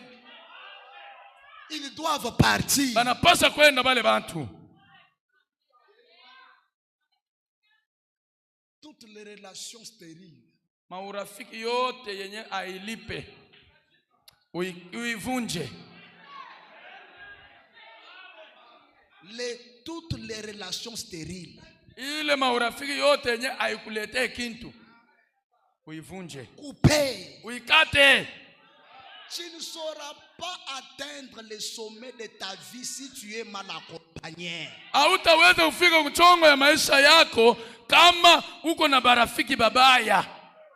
Même dans le ministère. Hata muhuduma. Je vous dis vrai. Namiambia ukweli. Même dans le ministère, Hata muhuduma, si tu approches les gens qui ne portent pas ta vision, nous battrete leur esprit faible va te bloquer. kama unakaribisha bantu benye abaingie mu mawazo yako, utabasema hapa bantu ni balozi. Ana balozi, roho yabo iko chini sana, ndio itakufunga. Quand il est question de relever les défis, on cherche les hommes qui ont un esprit déterminé. Kama unatafuta kwa kushambulia mambo moya nguvu maisha yako, tafuta batu bale beko na akili ya nguvu ya kubeba mipango. Faisons ça, oui, faisons. Asema unatafuta tufanye. Qui montre, hey, ana mtu wa kulekea saa yote. Non, tu vois, unaona kama unafanya vile, je vais revenir là-dessus. Nitarudia pa ile mambo. Avant que Jésus opère un miracle, mbele ya Yesu kutenda muujiza, il le conduit hors du village. Anabeba kipofu anamtosha mkijiji. Jésus regarde, il dit, Yesu anaangalia anasema, maintenant l'environnement est bon. Hapa sasa hali iko mzuri.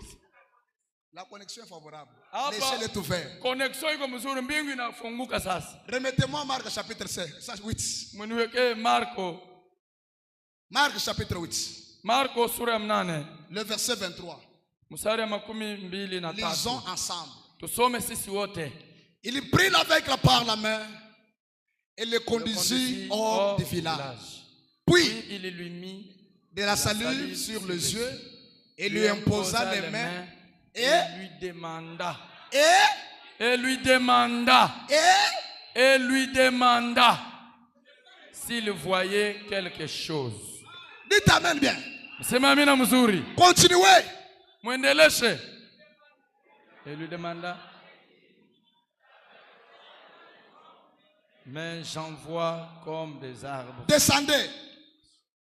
Jésus lui mit de nouveau les mains sur les yeux. Et quand l'aveugle regarda fixement, il fut guéri et vit tout distinctement. Attendez maintenant. Mchunge sasa pale. Que je parle. Niseme. Dis avance, j'avance.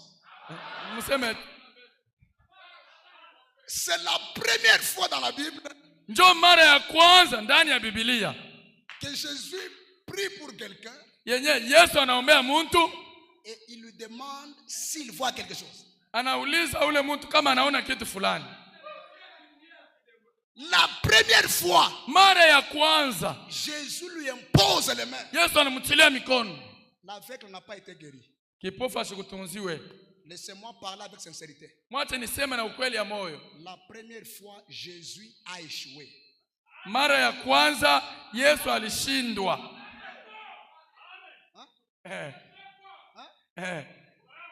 Oui. La première fois. Mara ya kwanza Jésus.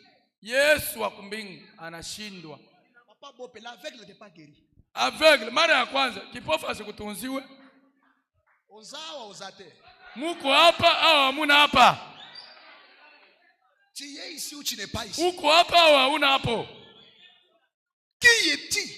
Ni nini inafika? Jésus. Yesu wetu baba Yesu huyu. Pose les mains. Anatilia mtu mikono. Tu es guéri? Anamuuliza unapona? Non. Mtu asema hapana.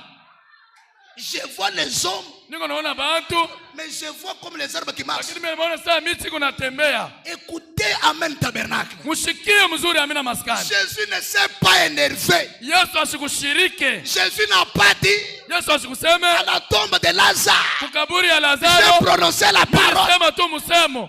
La Bible dit, il les toucha de nouveau. Biblia inasema, c'est-à-dire, la première fois ça a échoué. La seconde fois existe. Biblia inasema anamugusa asikutunziwe.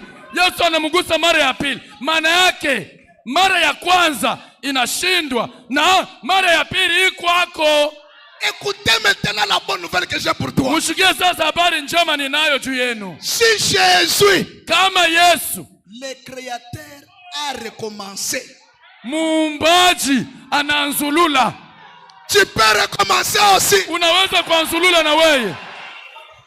Tu peux recommencer. Unaweza kuanzulula na wewe. Si le premier touché Kama uguso ya n'a kwanza pas tenu, haikuweze, anzulula, anzulula. Haleluya. Anzulula. Anzulula hapo. Anzulula. recommence. Anzulula. Recommence. Anza tena.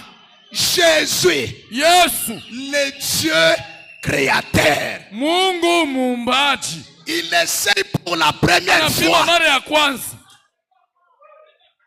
Répétez. inashinda kana. Jésus, Yesu il recommence. ananzulula. Kaka, je dois recommencer. Mina pesa kuanzulula. Écoutez, Sikieni, que personne mtu hata mmoja ne puisse définir ta vie par rapport aux échecs. asioneshe maisha yako kupitia bila unashindwa. Si j'essaye une marche Kama niko natembea et que je tombe, na mimi naanguka, cela ne fait pas de moi un raté. ile hainifanye mimi mwenye kushindwa. C'est la marche qui a échoué. Ni mkunu ndio inashindwa. Mais moi, Mwezi je ne suis pas un échec. mimi sina kushindwa mie. Ce matin, Hii asubuhi dans chaque domaine de ta vie, mukila mambo ya maisha si yako, la première fois kama mara ya kwanza tu avais échoué, ulishindwa, la seconde fois, mara ya pili ikwako. fais comme ça. Fanya hivi, fanyeni hivi. La seconde fois existe. Mara ya pili ikwako. Permettez-moi que je boive de l'eau. Muniruhusu kwanza nikunywe maji.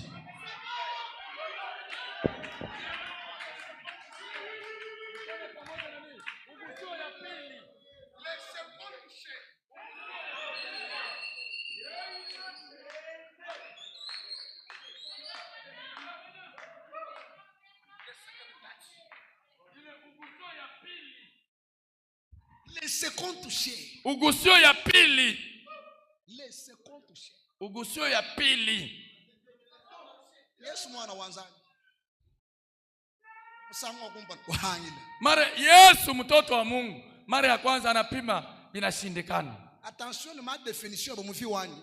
Keba ange na madefinition yako unaleta maisha yangu. Huyu ni waivu, huyu ni waivu. Oh, vous voyez, il avait échoué. Oh, munaona alishindwa. Il avait échoué. Alishindwa. C'est qui Pascal? C'est toi. Sois là. Iko Pascal Iko so. Je sens la connexion.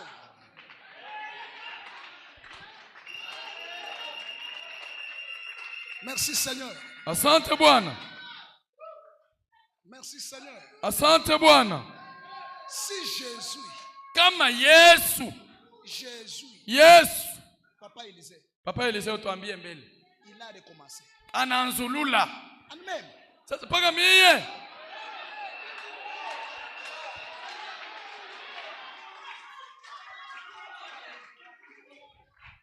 Mama Rose wetu. Mama Rose wetu tuambie kwanza. Si Jésus a recommencé. Kama Yesu ananzulula. Nanche 1000 fois Dieu recommencé. Ata 1000 fois mitanzulula. Amen. Nanche 1000 fois je vais recommencer. Ata mara 100 mitanzulula. Oh non, tu vois. Oh, unaona? La première fois tu avais échoué. Mara ya kwanza ulishindwa. Si j'avais échoué la première fois, Kama mimi nilishinda mara ya kwanza, la seconde fois existe. mara ya pili iko kwako.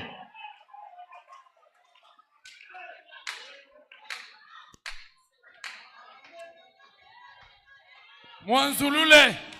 Fais comme ça. Mfanye hivi. Mfanye hivi. Écoutez. Sikieni. C'est pourquoi dans la vie, Tukomane mu maisha, ne sois pas pressé avec Dieu. ushikwe haraka na Mungu. La sincérité de cet homme Ile uwaki ya huyu Bwana Yesu a poussé Jésus à opérer une délivrance totale. haki ya ule kipofu inasukuma Yesu afanye alete ufungulivu ya utele. Apprenez à dire à Jésus la vérité. Mwanze kuambia Yesu ukweli. Seigneur, je t'aime. Bwana mimi nakupenda. Mais je vole encore. Lakini ningali naiba tena. Seigneur, je t'aime. Bwana mimi nakupenda. Je me prostitue encore. Lakini ningali nasharatika. Seigneur, je t'aime. Bwana nakupenda. Mais voilà. Lakini mimi Mais huyu. voilà. Mimi huyu. Mais voilà. Mimi huyu. Ça poussera Dieu Itasukuma Yesu à te toucher akuguse pour la seconde juu ya fois. mara ya pili. Amen.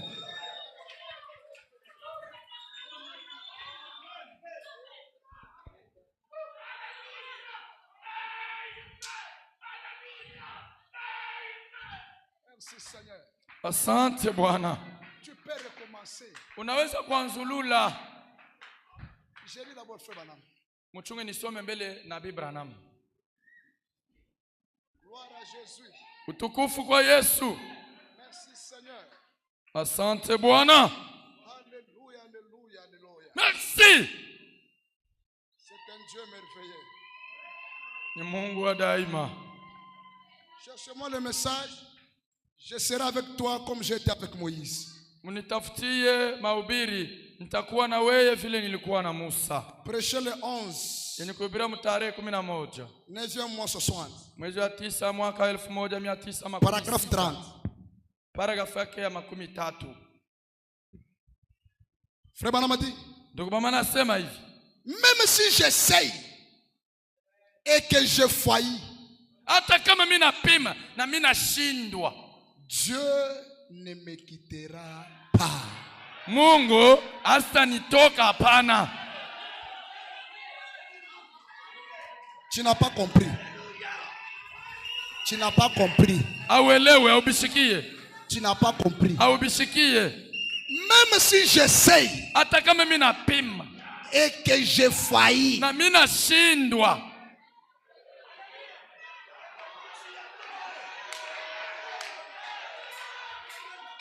Mutendem. ayo asubuhi, Nanso wewe ndesho moto.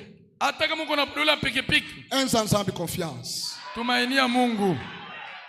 Même si tu avais perdu la capitale, Hata kama ulipoteza franga yako ya biashara, Dieu ne t'a pas quitté. Mungu asikutoke. Même si tu as été rejeté, Hata kama ulikataliwa, Dieu ne t'a pas quitté. Mungu asikutoke. Même si tu étais par terre, Hata kama nilikuwa chini, Dieu ne t'a pas quitté. Mungu asikutoke. Branham a dit, Leo hii même si j'essaye Brahma anasema hata kama napima et que je faillis, na mimi nashindwa, Dieu ne me quittera pas. Mungu asanitoka. Je suis venu dire Mimi nakuya kuambia à tous ceux qui ont échoué dans la vie, bote wale walishindwa mu maisha, le Dieu de la seconde chance, Mungu wa second chance il m'a envoyé ce matin ananituma hii asubuhi pour prophétiser jua kutabiri la résurrection sur ta vie. ufufuko mu maisha yako. Ézéchiel dit, Na anasema Ézéchiel dit, Ezekiel anasema l'Esprit du Seigneur asante Bwana, était sur moi. na roho ya Mungu ilikuwa juu yangu, Il me transporta ilininyangula, dans une voilée inanileta mbonde remplie d'ossements desséchés. yenye kujazo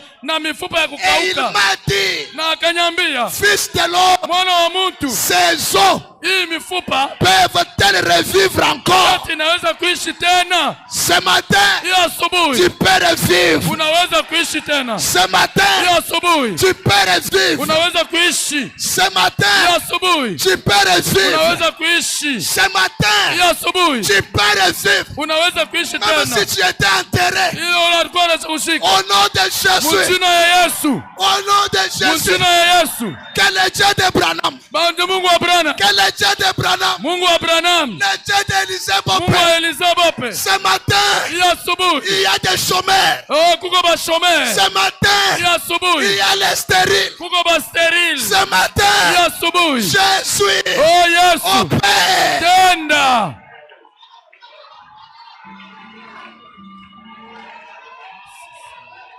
Je parle à qui?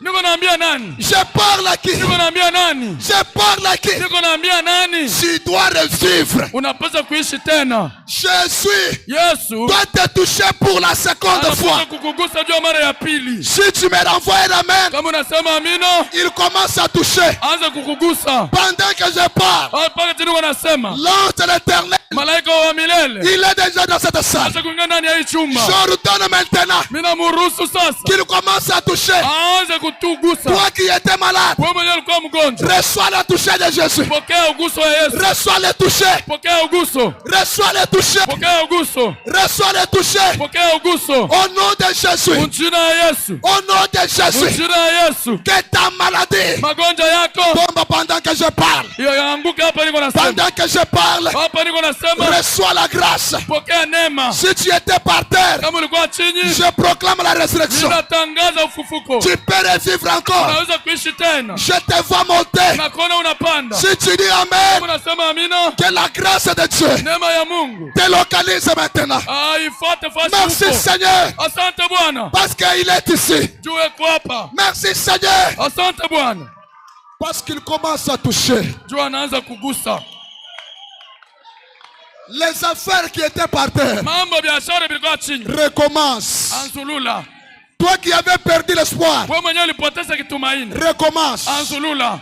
Recommence. Anzulula. Recommence. Anzulula. Au nom de Jésus. Mjina ya Yesu. Au nom de Jésus. Mjina ya Yesu. Je déclare, Natama là kutangaza. où tu as été humilié, Sasa hivi ulikuwa mwenye kujushwa c'est là heshima. où Dieu va t'élever. Leo paka pale Mungu atakupandisha. C'est là où Dieu va t'élever. Ndio paka pale Mungu C'est atakupandisha. là où Dieu va t'élever. Ndio pale Mungu Là où atakupandisha. tu as été négligé. Pale bali kuzarau. Ah, laissez-moi parler. Acha niseme. Jésus, Yesu il a été rejeté dans toutes les villes. anachama miji yote. Mais en Jérusalem, Lakini ku Yerusalemu il s'est imposé. alijiweka kunguvu. Ce matin, Ya asubuhi que Dieu t'impose dans cette ville. Mungu akuweke muhii muji.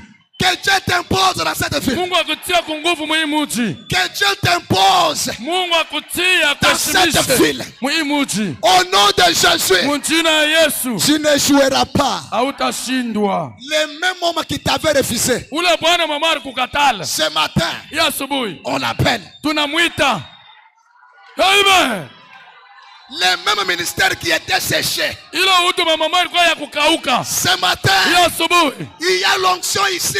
kuko upako hapa. Il y a l'onction ici Kuko upako hapa. qui peut créer de nouveau. Ile unaweza kuumba tena.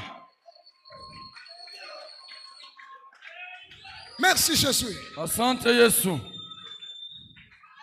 Merci Père. Asante Baba. La présence de Dieu est ici. Uwepo wa Mungu iko hapa. Pourquoi vous êtes debout? Jua nini muko bwima? Vous saluez sa présence. Mungu nalamukia uwepo wake.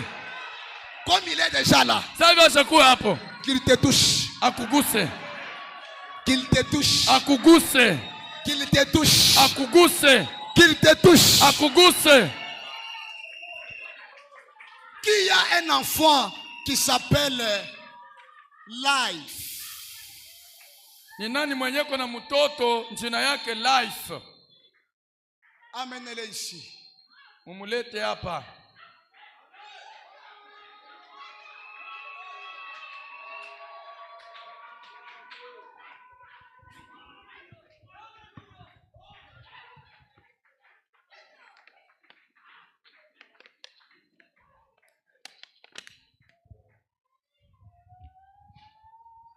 Soyons respectueux et soyons debout. Tukue na heshima na tukue bwima. C'est toi, Life. C'est qui racheté? Amenez-la ici.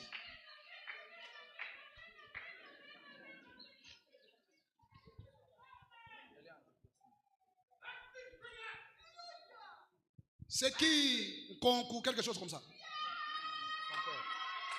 Qu'il vienne ici.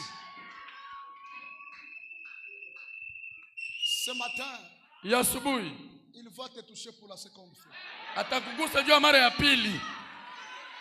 Amen. C'est ta manière de dire amen qui ne me plaît pas. Que Dieu bénisse. C'est qui Kanyinda? C'est lui. Cet enfant, c'est une grande bénédiction. C'est un serviteur de Dieu. Veille beaucoup sur sa vie. Cet enfant fera ce que tu sens honoré. Tu fais quoi pour le Seigneur? Tu es administrateur. Ainsi me parle le Seigneur. Il décide de t'élever encore très haut. Pourquoi? Dieu t'a donné un cœur où tu ne supportes pas voir quelqu'un en train de souffrir. Tu peux prendre la situation de quelqu'un comme ta propre situation. C'est là que l'Éternel m'a dit que j'ai pris pour Life Kanyinda. C'est toi. Cet enfant, c'est une grande bénédiction. Le Seigneur fera autant de fois ce qu'il a fait avec toi. Ainsi me dit le Seigneur. Sois seulement ici.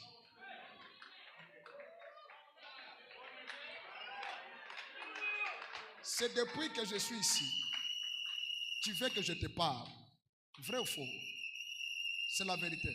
Tangu nilikuja hapa unapenda nikuoneshe nikupatie ujumbe fulani. Kweli au bongo? C'est lui. Toi c'est Isaac. Lui. Viens. Non, celui-ci. Les bronzés ici. C'est vrai, c'est la vérité. C'est faux, c'est la vérité. Kweli au ni bongo? Non, je voulais être confirmé. Napenda unyakikishe. C'est depuis que je suis ici. Tangu niko hapa. Tu veux toujours que je parle sur ta vie. Unapenda niseme kitu fulani mu maisha yako. Salue-moi. Nisalimie. Entre ici. Cherchez-moi Moukadi. Tu l'amènes ici. Donna. Cherchez-moi Moukadi Anaclé. C'est toi? Ok. Merci Seigneur. Merci. Approchez. Donna, ça vous dit quelque chose? Kassenga, c'est qui? Omar.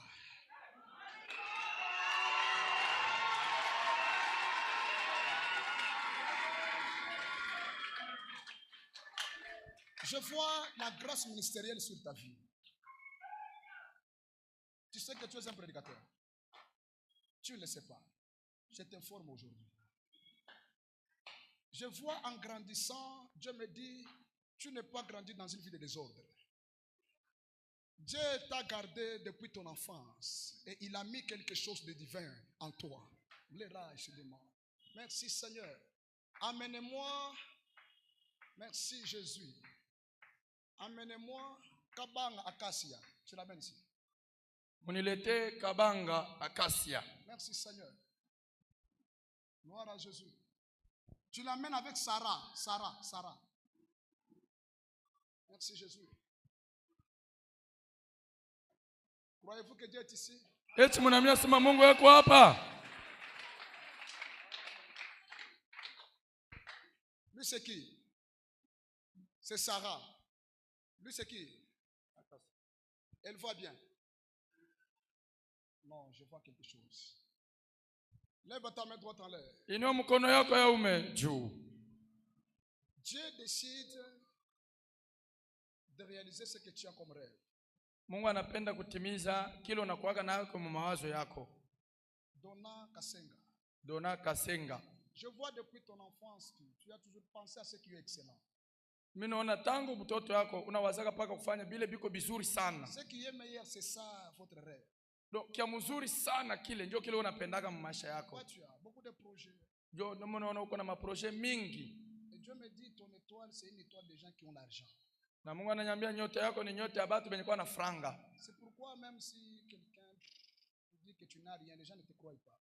Ndio kwa maana hata kama unaambia mtu asema hauna na kintu, watu abaichikake. Mais ainsi me dit le Seigneur. Bwana ananiambia hivi. Je vois il enlève un obstacle qui était devant toi. Ninaona anatosha kizuizo fulani kile kilikuwa mbele yako. Parce qu'au moment où je parle, wakati niko nasema, le Seigneur me dit, Bwana ananiambia, tu vas toucher une grande somme d'argent. Utagusa franga nyingi. Je vois Dieu te mettre en contact avec un homme qui est dans la politique. Ninaona Mungu anakuweka mu contact na mtu mmoja yuko mu politique. C'est-à-dire dans le gouvernement. Ni kusema eko mu gouvernement. Ça te dit quelque chose?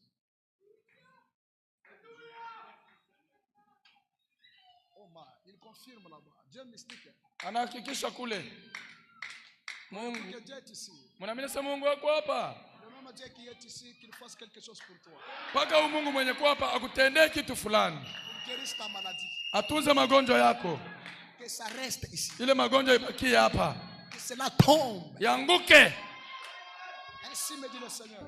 Hivi Bwana anasema, Tu vas toucher une grande somme d'argent. utagusa franga nyingi kumikono. Et je vois ta vie se développer une fois pour toutes. Na mimi naona maisha yako inaendelea mara moja. Ce sera par le canal de quelqu'un que je vois dans le gouvernement. Itakuwa kupitia mtu moya ule niko naona ndani ya serikali. Va poser la main Atakutilia mkono pour approuver la chose. jua Va kudhibitisha vite kile pour te kitu. poser les mains. Wenda kwa mzee akutilie Lève mkono. ta main à l'air. Inua mkono yako. Lève ta main à l'air. Inua mkono yako. Ce matin, Hii asubuhi Jésus est ici. Yesu eko hapa. Révérend Pascal Ikoso, passez ici. Tiens-toi là-bas. Vous vous appelez comment? Je vois la grâce d'un berger en toi. Tu le sais. Je vois la grâce d'un berger. Ça te dit quelque chose? Ça te dit quelque chose? Mais je préfère parler avec vous, soyez seulement là. Baki hapa tutasumburia shibade kwa sauti ya chini. Le premier touché, si ça avait échoué, Kama ugusio ya kwanza ilishindwa, le second touché existe. ugusio ya pili iko.